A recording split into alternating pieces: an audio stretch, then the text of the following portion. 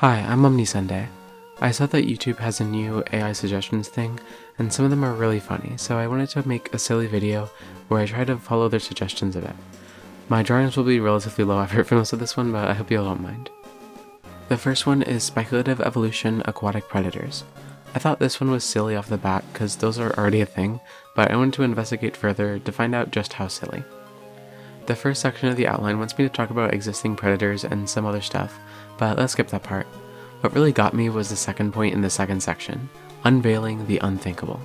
The unthinkable. No one could think of these things. Unimaginable terrors like bioluminescent camouflage, echolocation, and biomechanical weaponry? Does that mean teeth, or do we mean weapons?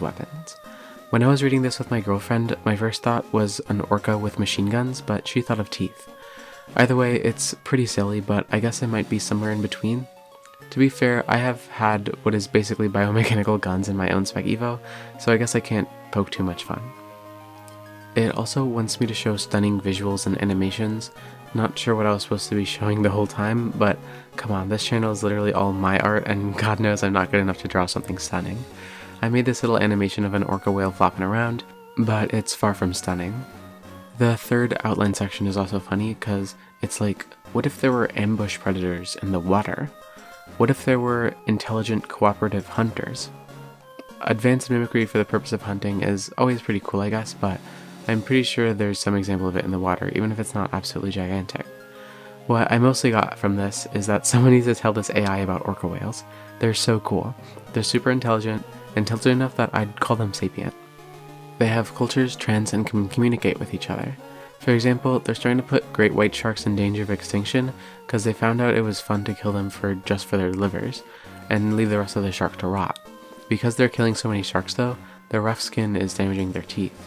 They do it anyway though, because it's fun, but I'm sure the trend will die down because of it if it hasn't already. There was also a trend of them trying to see how far they could swim with a dead fish on their head. If you Google this stuff, you'll find it, I swear. The dead fish thing was big decades ago, but it faded pretty quickly until now, when it seems to be coming back. Orcas are so cool and intelligent, I can't shut up about it. There's literally a real-life, intelligent marine mammal with a culture we know near nothing about that weighs more than 40 times as much as I do, and they're chill. No wild orcas have been recorded killing a human, it's just the ones that are trapped and abused. I don't have as much to say about this next one, but I thought it was kind of funny how no part of the outline brings up speculative evolution. It just wants me to talk about animals that mimic plants in real life. But I can do that. The first thing I thought of was the sea dragon, specifically the leafy sea dragon of southern Australia. They look so cool, my art doesn't really do them justice, so here's some real life pictures I got from Wikipedia. They're extremely swift and horrifying predators with a top speed of 0.09 miles an hour and a length of 0.2 meters. They eat tiny crustaceans and fish mostly. Another one I could talk about is the famous orchid mantis. I guess there's not much to say since most people have heard of this one, but wow, it's so pretty. I also got this picture from Wikipedia. Another AI suggestion is called Extinct Animals Reimagined. It does have speculative biology before it though, and that kind of made me notice how every suggestion started with either speculative evolution or speculative biology. AI does not want me to make Pokemon videos. I assume it's because they don't do as well. Anyway, this one was kind of interesting. The examples are super surface level, like who hasn't heard about the dodo and the saber-toothed cat, but I guess talking about more recognizable critters might help views. Getting deeper into this outline though, it mentions the saber-toothed cat having to evade predators. Assuming it's talking about Smilodon, what the hell is predating Smilodon in 2025? The majority of Smilodon fossils were found in the La Brea tar pits, which is in LA. The only predator I can think of is humans, which makes sense I guess. Maybe they evolved lighter colors to avoid cops? For the giant ground sloth, it wants us to imagine it living in forests and grasslands, which I assume it lived in before, but also urban environments. That's an interesting thought, but I can't imagine an outcome other than they die immediately. Tourism increases thanks to giant ground sloth steak. The dodo one is weird because it went extinct so recently, and I guess now that I think of it, all of these went extinct relatively recently in the Cenozoic. But I guess to survive around rats and stuff, the dodo would just have to lay more eggs and evolve some way of protecting them, like having them up in trees or something. I don't really have anything to say about this one other than it's really funny that AI is writing about its own uprising. This one's pretty cool, at least on the surface level. All I can think to say on the topic is that feathers are really, really weird. I feel like they're a once in a universe kind of thing to evolve. Pretty much everything else just uses skin membranes or stuff like that. There's even a lineage of feathered dinosaurs that evolved wing membranes, Yi. Feathers evolved from hair-like filaments ancestral to archosaurs, which pterosaurs had, though they flew with wing membranes as well. Insects, bats, and pretty much anything else that glides uses membranes too. It's just birds that have those super complex feathers. Also, I thought the last point was funny, like, flying underwater is just swimming, and I have no clue what it means by air pockets of ice. Lastly, speculative evolution, the evolution of clothing. Why couldn't it just be speculative evolution clothing? I don't know, the AI did it, not me. Apart from that silly little blunder, this video idea makes very little sense. What do you mean clothing evolving naturally? Do you just mean fur? And I think it's really silly how it asks us to imagine a world without clothing, as if that isn't an extremely recent invention in the grand scheme of things. Most life is doing just fine without it. In fact, only one species alive today wears clothing, and at most one genus did it in the past. Even if we did indulge this idea, I'm just not sure where to go. Like, if we didn't have clothes, we wouldn't be able to conquer extreme environments without evolving fur or something, but like, clothing seems like such a no-brainer. Like, how does nobody come up with the idea to cover yourself in something? It's so easy to get animal skin too, like, I don't get how you'd explain that in a Spec Evo context. Even with how bonkers this suggestion was, it did give me one cool idea.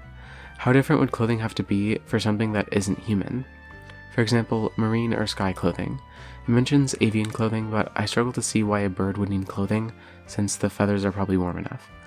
I don't know, give the vulture a beanie or something. Anyway, it reminded me of one of my own speculative critters on Origin, and how I've struggled to give them clothing. Crazimals are sapient aerial predators from a faraway land. It was warm enough where they came from that they might not have needed clothing over their wings there, but on Origin winters can get pretty cold. How would they cover their delicate wings while also being able to fly? Those skin membranes are probably insane heat releasers, so they definitely do get cold fast. The only thing I could think of is that they could be inspired from the birds that fly with no problem at all in freezing weather, and try to make a feathery cover for their wings. It's probably sophisticated enough that it's limited to necessary use, and most people just don't fly when it's cold. Here's the final art. The feather cover has attachment points around the fingertips and is flexible enough to allow for flight. They can have a nice warm scarf, but their top is also limited because of how far down the wings attach. It kinda just flows down from the front and back, so hopefully has at least a little protection. Around the legs are warm long socks, right up to where the wings attach, to minimize any lessened movement. They can also wear super warm boots, though those have to be a little different on the inside than boots humans would wear, because their feet are different. If they don't need to fly though, they can wear much simpler warm robes and just fold their wings in like normal. They use psychic power like hands, so they don't really need to free their wings and risk getting cold. Keeping warm and insulated in water is much different, but it's nothing we haven't already invented. It's kind of like a spacesuit in that you basically don't want any water on you so it doesn't sap your heat. Honestly though, I'm not sure how it would work if you were an aquatic critter and needed that water around you to survive. Real life aquatic critters tend to keep warm with inner stuff like fat rather than outer stuff like fur, so I'm not sure how clothing could help underwater in a situation like that. Feel free to give some ideas in the comments if you want. But that's all I got for this video. Check out my Patreon, which you can subscribe to for just $1 a month to support me and get your name at the end of my videos. Thanks Captain Kobop, Art of Dying, and Mr. Kill. I'm still working on those big videos. I promise they'll come out at some point. Thanks for watching.